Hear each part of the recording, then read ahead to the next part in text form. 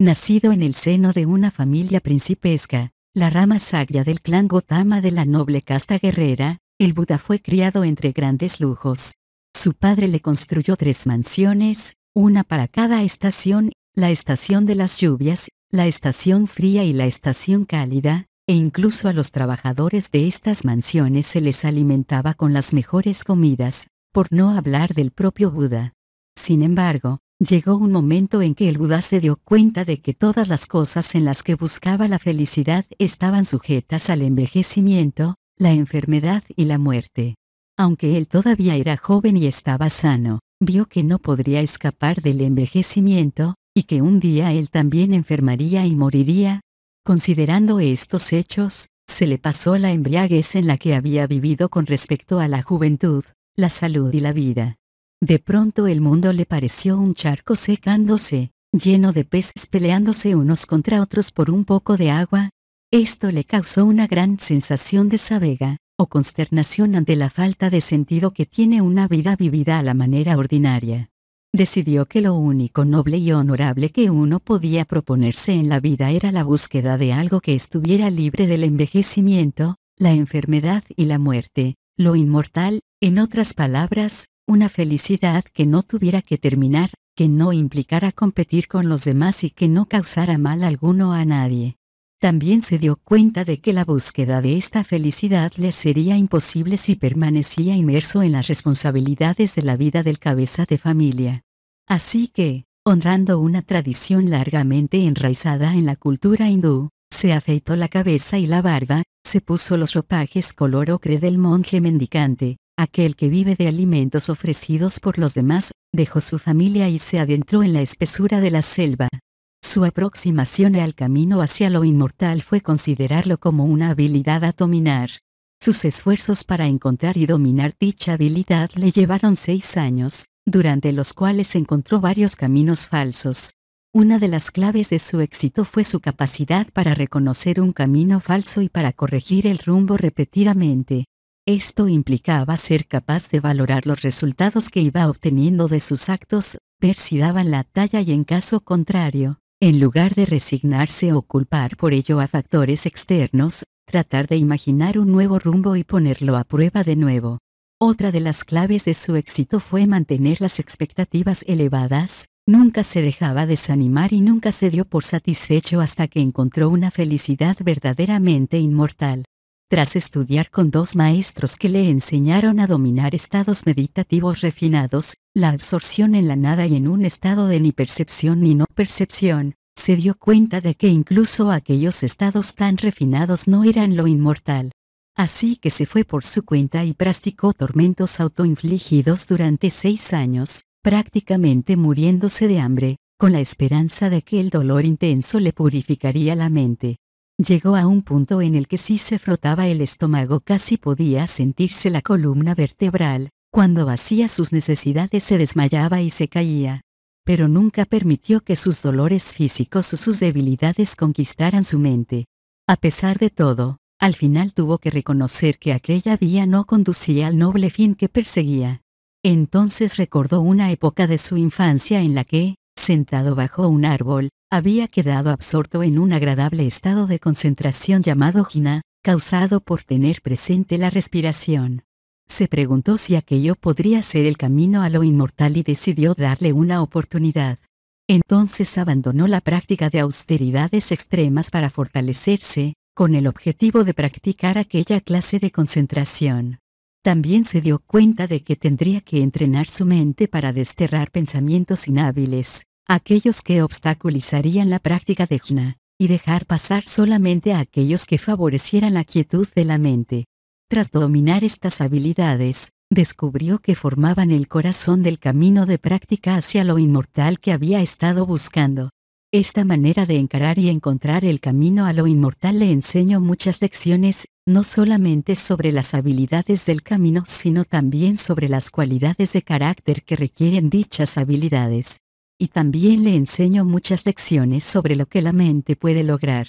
La mente puede autoentrenarse para abandonar cualidades mentales inhábiles, corrupciones como la codicia, la aversión y la delusión, la sensualidad, la mala voluntad, y la nocividad, para desarrollar en su lugar cualidades hábiles, libres de tales corrupciones.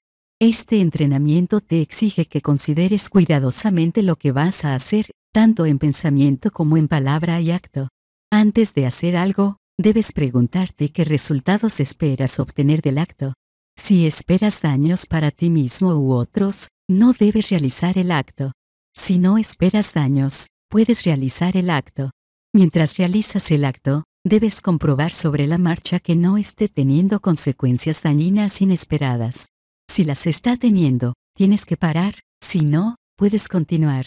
Cuando el acto ha finalizado, tienes que comprobar sus consecuencias a largo plazo. Si ves que el acto ha tenido consecuencias dañinas a pesar de que tus intenciones eran buenas, debes centrarte en no repetir el error. Pero si no ha habido malas consecuencias, puedes estar contento de haber progresado y seguir decidido a continuar. La motivación esencial de entrenarse de esta manera es la cautela, la noción de que nuestros actos marcarán la diferencia entre sufrir y ser feliz, dañar y no dañar, y de que deben ser atenta y escrupulosamente vigilados. Esta cautela debe ir emparejada con una actitud que no se contenta fácilmente con los resultados obtenidos de los actos. Si ves que es posible alcanzar niveles superiores de felicidad, aunque puedan requerir más esfuerzo, tienes que esforzarte para alcanzarlos. Para tener éxito en esta habilidad hacen falta dos cualidades más, la honestidad sobre los propios actos y sus resultados, y una gran capacidad para la observación. Si no eres sincero con los demás al hablarles de tus actos, seguramente tampoco serás capaz de observarlos sinceramente para tu propio beneficio. Así que estas dos cualidades forman una pareja indivisible. Sin ellas no hay manera fiable de poner a prueba el esfuerzo humano, tu esfuerzo humano, y lo que puede conseguir. Durante la noche de su despertar, el Buda se sentó bajo un árbol, que más adelante se conoció como el árbol Bodhi, o del despertar, y se concentró en su respiración. Fue capaz de alcanzar no solamente el nivel de jhana que había experimentado de pequeño, sino otros 3 niveles de absorción meditativa. Al alcanzar el cuarto jhana, durante el cual su respiración se aquietó de forma natural y su mente quedó radiante y ecuánime, aplicó aquel nivel de concentración a la comprensión de 3 conocimientos: conocimiento de sus propias vidas anteriores, conocimiento sobre cómo los seres mueren y renacen de acuerdo con su karma, una palabra que significa acción, más conocida en su forma sánscrita, karma, y conocimiento sobre cómo acabar con las cualidades mentales que él denominaba sabas, fermentaciones, tendencias que fermentan en la mente y que conducen a renacimientos subsiguientes. Cuando estas fermentaciones que vinculan la mente no solamente al renacimiento, sino también al espacio y al tiempo, fueron expulsadas de su mente, el Buda experimentó lo inmortal, que más tarde denominó nirvana, más conocido en su forma sánscrita, nirva, la desvinculación. Esto fue su despertar.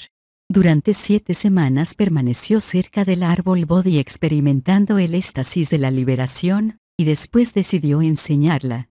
Como dijo más tarde, todo lo que había aprendido durante el transcurso de su liberación era como las hojas de todo un bosque, pero la parte que enseñaba no era más que un puñado de hojas. Eligió enseñar solamente aquello que sería útil a otros para que pudieran encontrar lo inmortal por ellos mismos. Esto implicó dejar de lado preguntas irrelevantes para la consecución de lo inmortal, cuestiones que, si uno se dejaba atrapar por sus términos, acababan por cerrar el paso. Entre las preguntas que el Buda deliberadamente dejó de lado estaban preguntas tales como: ¿el universo es finito o infinito? ¿Es eterno o no? ¿Es todo uno? ¿O es una pluralidad de cosas? ¿Qué es una persona? ¿Tenemos un yo o no lo tenemos? En lugar de estas preguntas, el Buda aconsejó enfocar solamente aquellas cuestiones que tuvieran que ver con el poder de los actos humanos y cómo estos pueden depurarse hasta alcanzar el nivel necesario para el despertar. Estas fueron las lecciones de su Dharma, las enseñanzas que formaron su puñado de hojas. Muchas de estas lecciones se formaron a partir de su aproximación final al despertar y debido a aspectos del despertar en sí mismo. Mantener presente la respiración. La técnica de meditación que el Buda utilizó para entrar en jhana durante la noche de su despertar, El mantener presente la respiración fue la técnica que enseñó más a menudo y con más detalle. Dividió las instrucciones en 4 conjuntos denominados tétradas, porque consisten en 4 pasos cada una. Cada tétrada tiene que ver con un aspecto diferente de asentar la mente en la respiración. Aunque cada aspecto está íntimamente relacionado con los demás, la primera tétrada mantiene el enfoque en la respiración en sí. A. Se distingue la respiración larga y, B grande, se distingue la corta. C. Te entrenas para respirar consciente de todo el cuerpo, y para, D. Calmar la respiración que entra y sale hasta el punto en que, sin forzar nada, esta queda inmóvil por sí sola. La segunda tétrada enfoca el tono de las sensaciones del cuerpo y la mente. Te entrenas para, A. Respirar con una sensación de plenitud. B grande, respirar con una sensación de placer o alivio. C. Respirar y al mismo tiempo ser consciente de cómo las percepciones y las sensaciones, las etiquetas que la mente les pone a las cosas, tienen un efecto sobre la mente. Y, D. Enfocar y desarrollar sensaciones y percepciones que sirven para calmar esos efectos y eventualmente se calman a sí mismas. La tercera tétrada enfoca los estados mentales. Te entrenas para, A. Respirar siendo consciente del estado de la mente y luego, dependiendo del estado, B grande, respirar aflojando la mente si está constreñida. C. Reafirmándola si está inestable o dispersa. Y, D. Liberándola si está sobrecargada o atrapada en un estado inhábil. La cuarta tétrada enfoca los pasos a dar para liberar a la mente de sus problemas, ya sean distracciones de la concentración u otros problemas con la concentración en sí. Los pasos son estos: A. Enfocar lo inconstante y poco fiable de aquello que esté preocupando a la mente. B grande, enfocar el sentido resultante de desapasionamiento que se genera hacia ello. C. Enfocar cómo aquello cesa debido al desapasionamiento y, D. Enfocar cómo dejar de lado todo el asunto. Como dijo el Buda, estos pasos promueven cualidades mentales necesarias para entrar en jnana, tranquilidad, samatha, y perspicacia, vipassana, y pueden conducir a la mente todo el camino hasta el despertar. Karma y renacimiento. Dos de los tópicos más encarnizadamente debatidos entre los pensadores hindúes de la época del Buda eran el karma, acción, y el renacimiento. ¿Tiene la gente libertad de elección en sus actos? ¿Estos actos influyen de verdad en su experiencia del dolor y del placer? ¿Renacemos después de la muerte? Si es así, ¿dónde? ¿Es que acaso nuestros actos de esta vida tienen efecto en el sitio o forma del renacimiento? Los 2 primeros conocimientos que alcanzó el Buda durante la noche de su despertar les dieron respuesta a estas preguntas. Y cuando estas respuestas se combinaron con las perspicacias que tuvo sobre su tercer conocimiento, el fin de las fermentaciones, que ponía fin al karma y al renacimiento, terminó enseñando el karma y el renacimiento de maneras en las que nunca antes se había enseñado. Primero, el karma. La esencia del acto es la intención que lo forma. Las intenciones pueden ser inhábiles, y conducir al dolor, o hábiles, y conducir al placer. Como descubrió el Buda, las intenciones inhábiles nacen de las raíces de la codicia, la aversión o la delusión, mientras que las intenciones hábiles surgen de estados mentales libres de codicia, aversión y delusión. Las intenciones hábiles son una clase especial de buenas intenciones, pues existen buenas intenciones que a pesar de todo conducen igualmente al dolor.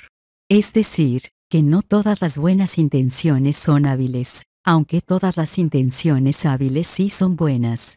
Una buena intención debe estar libre de delusión para ser realmente hábil.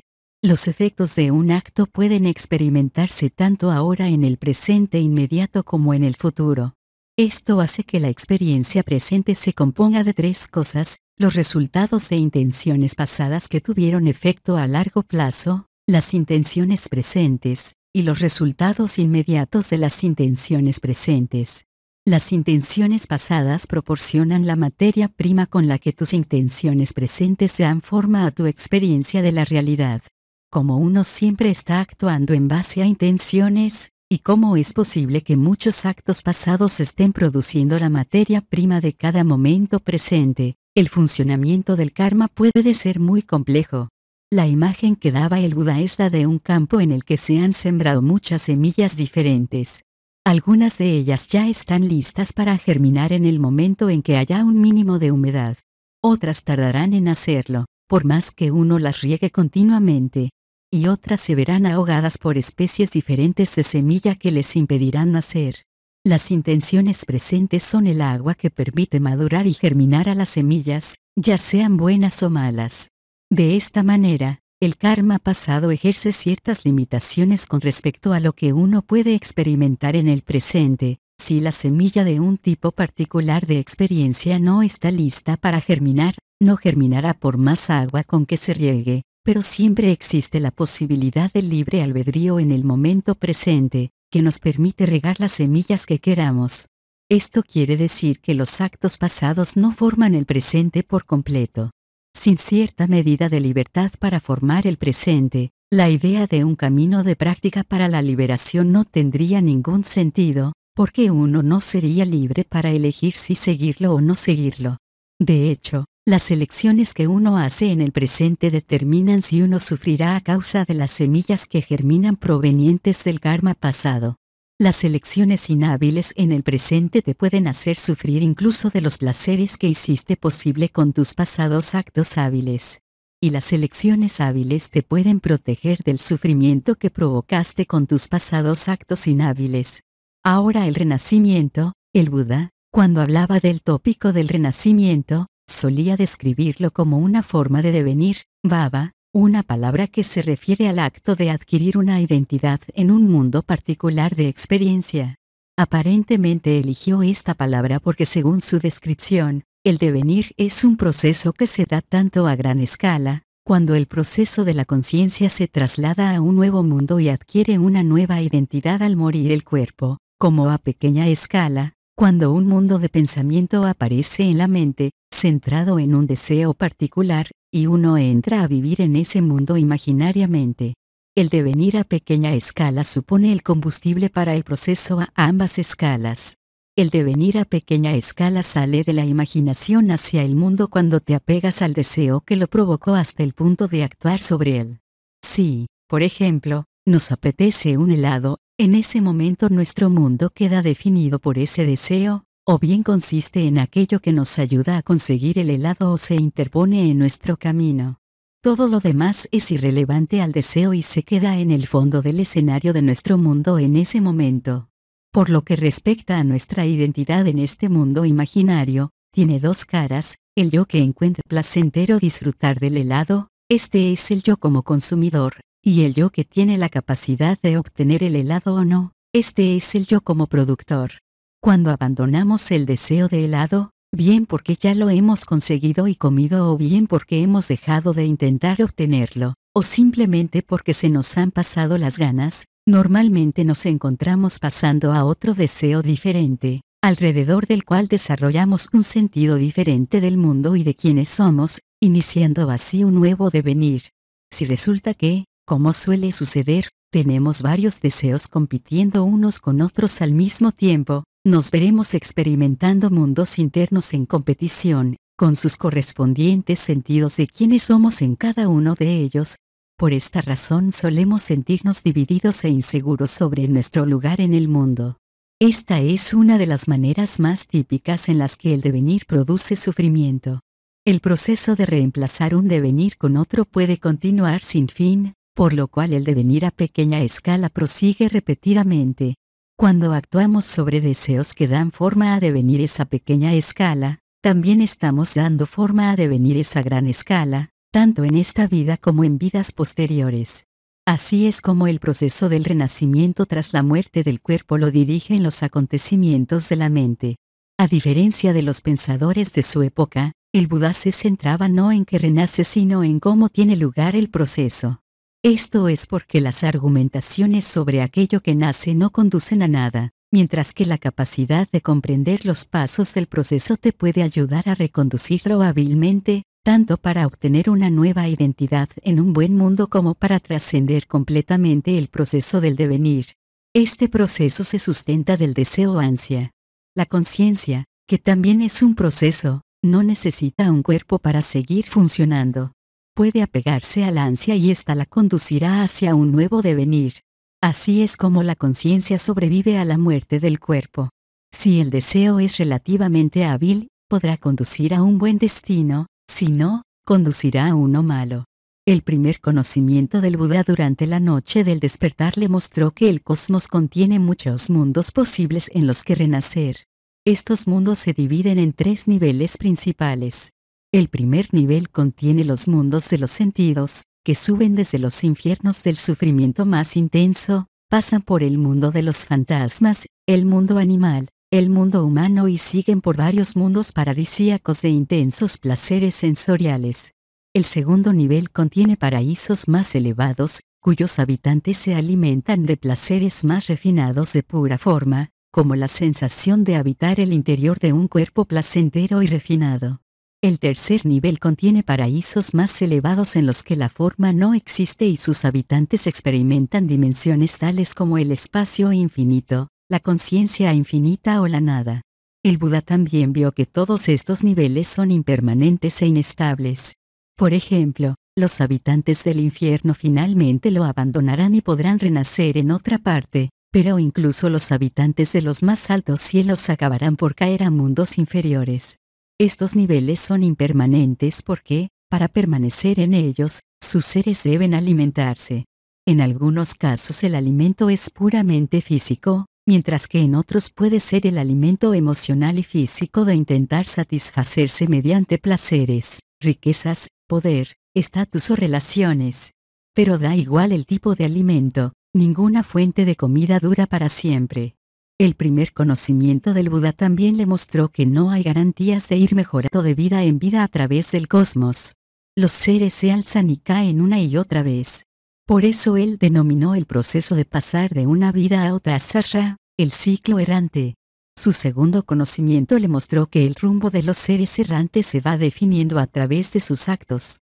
Igual que el karma pasado proporciona la materia prima para el momento presente de esta vida, también proporciona la materia prima para el siguiente devenir después de la muerte. El karma hábil posibilita ir a un buen destino, mientras que el karma inhábil abre la puerta a los malos destinos. Y como los seres que habitan en un buen destino pueden quedar fascinados por los placeres que disfrutan y volverse complacientes y descuidados, probablemente olvidarán crear más karma hábil. Por esta razón podrán caer cuando los resultados de su karma hábil se acaben agotando. Como la conciencia y el ansia pueden seguir alimentándose el uno del otro indefinidamente, el proceso del devenir repetido es infinito, a no ser que uno logre dominar la habilidad de ponerle fin. Como este proceso de ir errando entre vidas simplemente surge y se desvanece una y otra vez, no tiene objetivo ni sentido. Como requiere una constante fuente de alimentación, no solo es precario sino que además provoca dolor y tensión, porque lo dirige el hambre y la incertidumbre acerca de cuál será la próxima fuente de alimento. Además también sobrecarga a aquellos que te proporcionan este alimento, tanto como a aquellos que tratan de sustentarse de las mismas fuentes que tú. Viendo estos hechos, el Buda se dio cuenta de que la felicidad que buscaba no se podía encontrar en ninguna parte del cosmos del devenir, ni siquiera en los niveles más elevados. Sin embargo, la falta de sentido del sasra le dio la libertad para dar su propio sentido a su vida. Por estas dos razones vio que la única manera de encontrar la felicidad y el sentido de las cosas consistía en descubrir la manera de ponerle fin al devenir. Por eso durante la tarde de su despertar, dirigió la mente hacia el tercer conocimiento, el cese de las fermentaciones que fluyen de la mente y la inundan de ansia y devenir. Vio que la solución al problema no estaba ahí fuera en el cosmos, sino aquí dentro en la mente. Las 4 verdades nobles. La perspicacia que puso fin a la ansia consistió en mirar la experiencia del presente y dividirla en 4 categorías: dukkha, sufrimiento; tensión, la causa del sufrimiento; el cese del sufrimiento y el camino hacia el cese del sufrimiento. Cada una de estas categorías implicaba un deber, en el sentido de que el Buda vio que, si alguien deseaba ponerle fin al sufrimiento, esto era lo que él o ella debía hacer: comprender el sufrimiento, abandonar su causa, realizar su cese y desarrollar el camino que conduce al cese del sufrimiento. Cuando hubo completado estos 4 deberes, el Buda experimentó la desvinculación. Y eso fue su despertar. Cuando comenzó a enseñar, denominó a estas 4 categorías las 4 verdades nobles, nobles en el sentido de que ennoblecen la mente y conducen al objetivo noble que había estado buscando.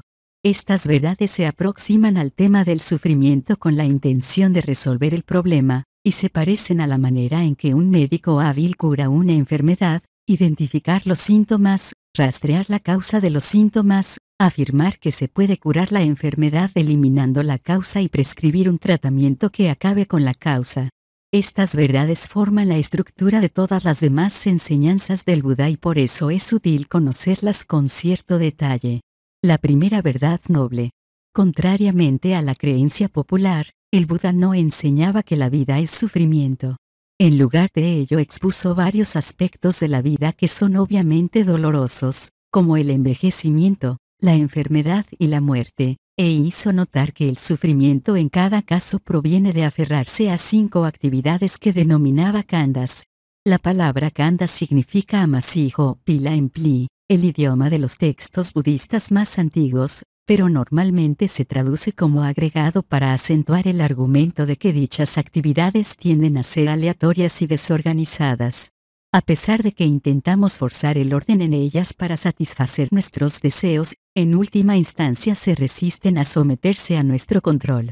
Cada una de estas actividades se asocia con el acto de alimentarse, tanto física como emocionalmente.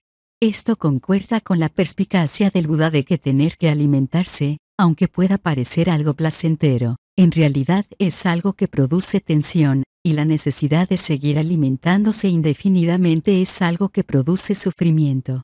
Las actividades son estas, una sensación de forma, tanto la forma del cuerpo que necesita nutrirse, y que se utilizará para buscar alimento,